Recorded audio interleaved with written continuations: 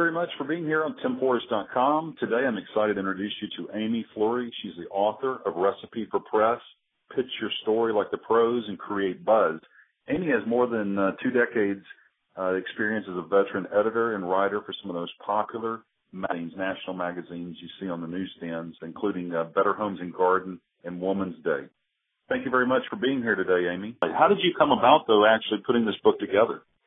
Well, I tell you, Tim, after telling stories for almost 20 years now and seeing how positively press can impact a small company, small, mid-range, large company, they all need it, but the smaller companies, it can do marvels for sales. It can really kind of put some in a new stratosphere of sales. And as someone who was in the studios, in the warehouses, in the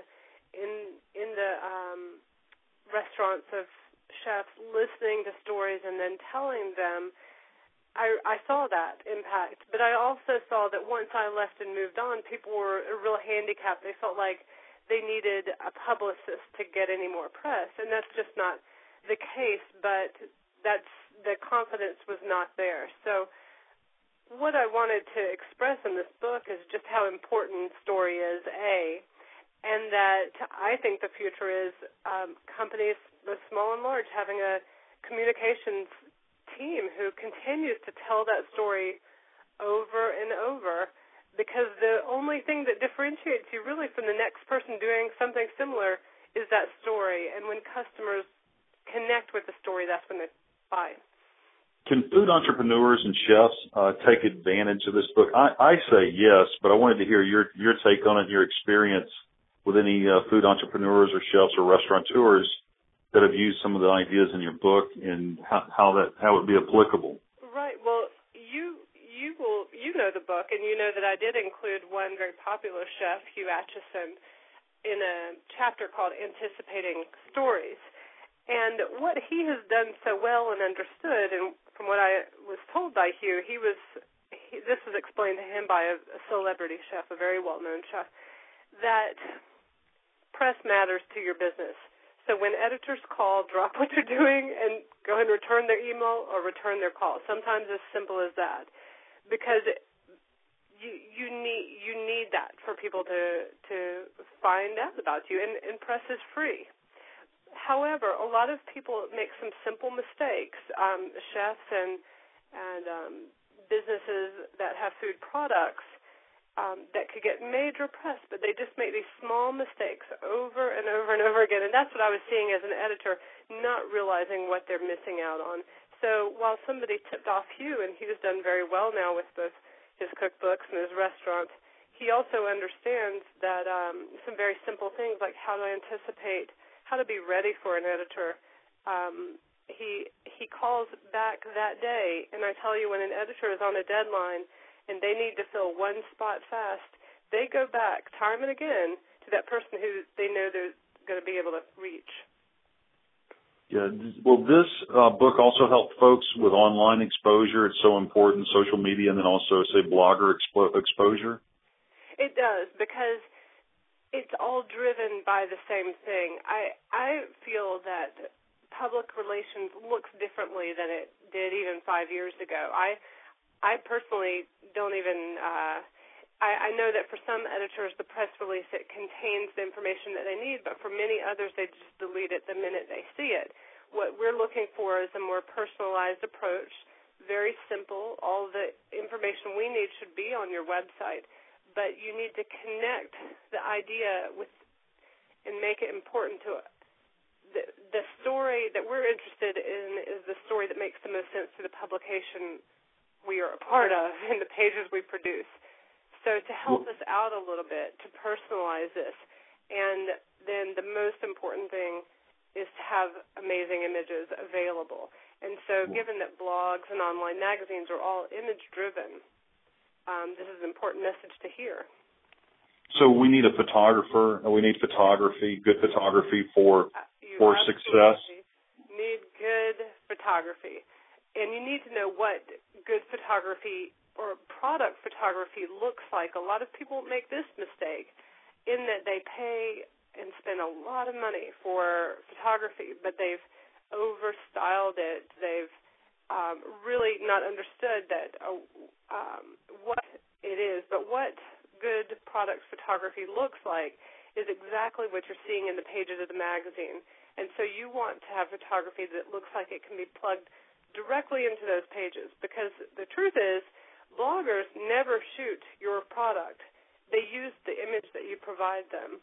And if we pan out just a little bit, now we're talking about more controlling your product and really the message. Just the one way that you can is by having great images, because if a blogger can choose between a shot that they snatched with their camera or a really good-looking shot that makes their blog look better, they're going to use which one? They're going to use the one that you provide that makes their page. And I write, and I share on my site, timforrest.com, the importance of food photography.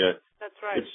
It's so inexpensive. When you compare good food photography to sampling 50,000 people, it's a no-brainer. It's such a win-win for and Tim, you're companies. touching on something that I saw often. People felt like, I've got to get samples to every editor.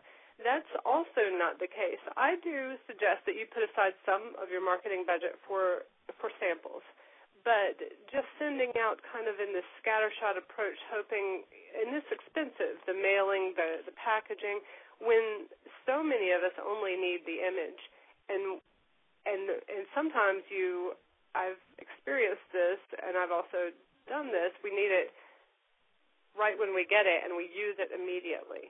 What I like so much about Recipe for Press is the fact it's like a workshop. It's like attending a workshop. It's a how-to. I mean, it gives you the nuts and bolts of what to do for people that don't have any background or training in this area. And I just think it's wonderful because of that. And then what do you? And I think you're so right on that companies that are going to be around and successful 5 to 10 years need to handle this. So you think people need to not only really know this and go ahead and learn this, but need to incorporate as part of their business ongoing and manage the story from the inside. Is that what you're sharing? I absolutely do. Listen, I've worked with the biggest and best companies in the world at getting press, and even if they have a PR team outside of their offices, they are also working in conjunction with an internal communications team, because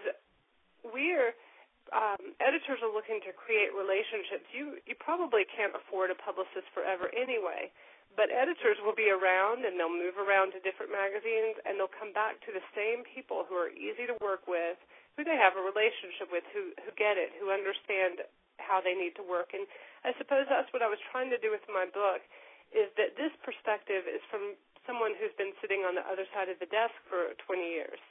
And that's a very rare perspective to hear. And we've talked about this. I've had a lot of publicists enjoy the book too, because it's just that perspective that is not often talked about. It's only talked about among editors. It's not shared.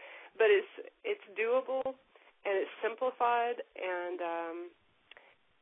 it's doable for somebody who hasn't never done this before. Is it if a food entrepreneur or restaurant, a chef, is it really possible for them to get public relations to buy your book, Recipe for Press, and then actually find some stories published about their products and about their story as you share? I've had so many people write me with success stories, and they share this with me because they're so excited that they read the book, they applied my techniques, and they got press and it worked. And maybe they weren't really believing that it would. But I think people complicate this process so much. And what I suggest, I've had people, I have an example of a woman who has a product. It's not a food product, it's a stationery product, who right out of the gate, after reading the book, got some regional press, which was a good idea, because you don't just go straight to the top. You start regionally, locally, regionally. There's so many publications. You get the hang of it, and often those national editors are looking to the regional publications for new news. So it's not a bad idea. But what she did was go to a regional magazine, landed a quarter-page piece of press. It cost her nothing. But someone from the Today Show saw that and included her in a $50 and under gift guide that ran on the Today Show recently. I've had this come back time and again where this is happening for people just because they've put it together and they've gotten past the block of feeling like they didn't know how to do it or they weren't doing it correctly. Amy, how do people get in touch with you or purchase your book? Where can they buy your book? I think the easiest place is, I'd love for them to visit the website recipeforpress.com, and it's also available on Amazon. A lot of people enjoy shopping that way. But there at recipeforpress.com, you'll find all of my information, more information as I also grow Tim. Well, thank you. Amy, is there any parting comments or thoughts that you want to share with us at timforce.com today? Well, I would like to just concentrate for one small second on the food arena and just share that so often I see maybe some smaller regional food labels think that the only place that they belong are in the food magazines. Well, you sit with an editor like me who writes for fashion, lifestyle, home design, travel magazines. I could sit with someone who has a food product and make that product belong in every one of those magazines. So by reading the book, I feel like it's helping people understand how to think like an editor. And when you start to think like an editor, you start to understand that there are so many possibilities out there for you and that you can spend all day, every day working on this and generating lots of press. Awesome. That's fantastic, and fantastic for the potential success of the food people out there. Well, I think so, because editors are looking for them. They really are, and so often we miss some greats. And so often also we're guilty of repeating the same people. So I think it's important for people to know we want to hear from these food companies. It is, and it's so important. I've seen it time and time again from my successful clients of where we've implemented programs and worked well with the press. It's Recipe for Press, Amy Flurry. Thank you so much. Pitch your story like the pros and create a buzz. I've already purchased several copies, and I've shared with so many of my friends and clients to go out and get the book as well. Amy, thank you for your time today. You've been so great, too, Tim. Thank you so much. You're welcome. Have a great day.